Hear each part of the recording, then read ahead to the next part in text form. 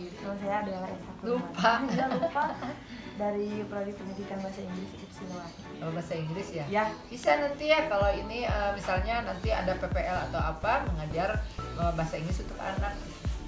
Bisa nanti ya ada kan kita dalam 3 bahasa. Walaupun begini-begini juga kita insya Allah 3 bahasa. Jadi kita ajarkan bahasa Inggris, bahasa Arab, ya dan bahasa kita bahasa ibu, bahasa Sunda juga. Cuman ya kalau untuk anak kan bahasa Inggrisnya dengan cara misalnya metode bernyanyi, mengenal warna pakai bahasa Inggris gitu kan sambil menyanyi gitu sambil mewarnai. Nah, gitu.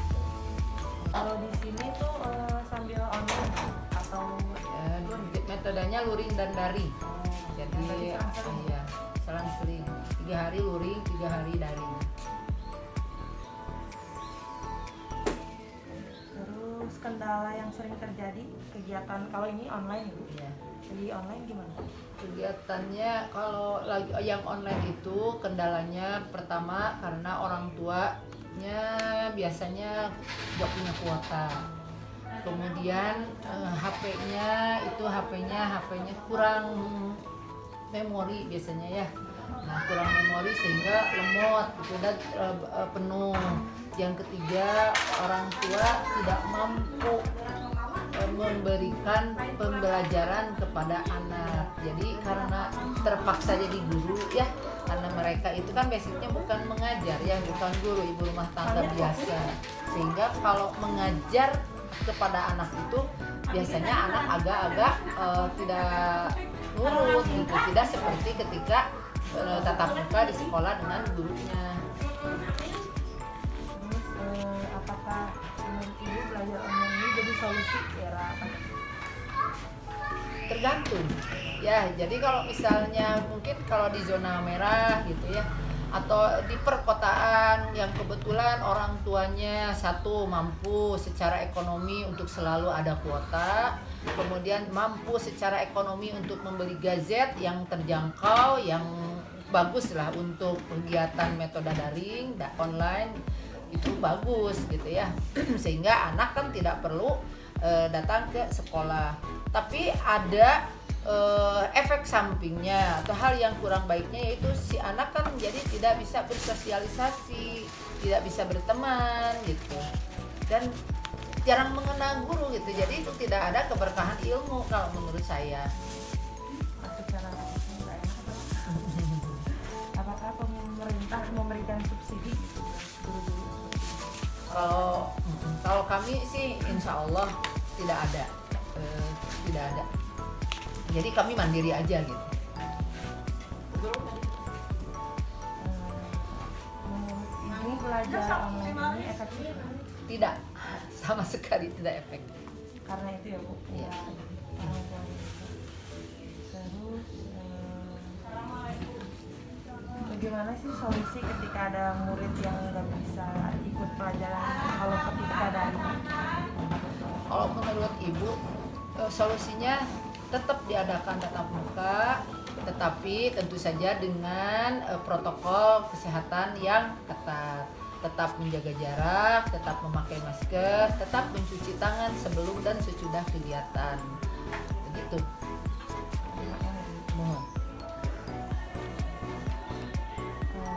Cara mengatur jadwalnya udah. Iya.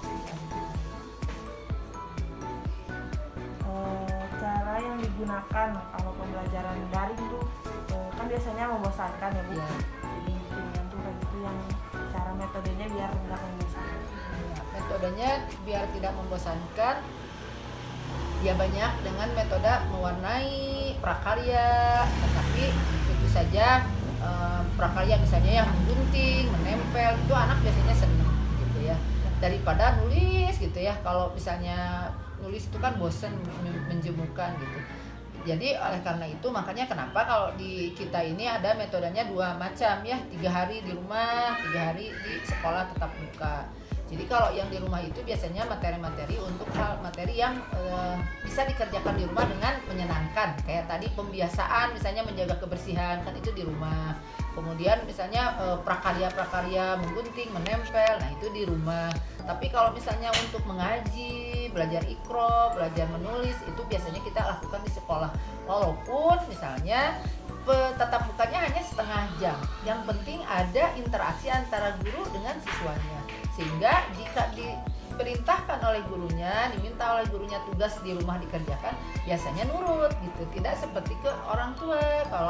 Kalau di ini kan misalnya pas ketika tatap muka ini dilanjutkan di rumah ya. Besok nanti kalau ketemu lagi dibawa misalnya. Nah, itu membantu sekali. Nah, gitu. Jadi metodenya seperti itu. Yang untuk hal yang bisa dikerjakan di rumah dengan menyenangkan, kita kerjakan di rumah. Tapi untuk hal-hal yang sangat spesifik materinya seperti mengaji, itu wajib tatap muka kalau saya.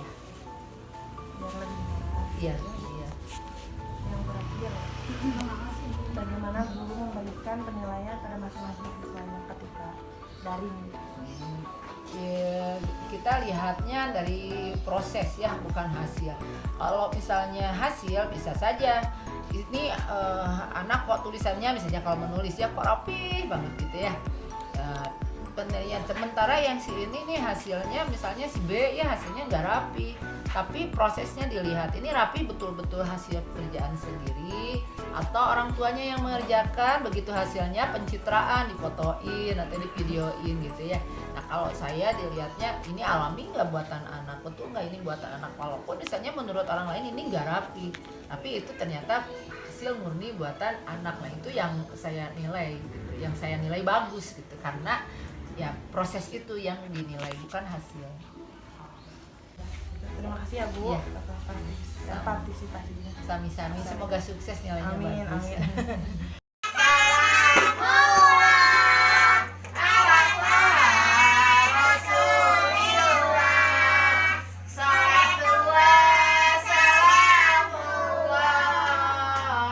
Yasin Habibillah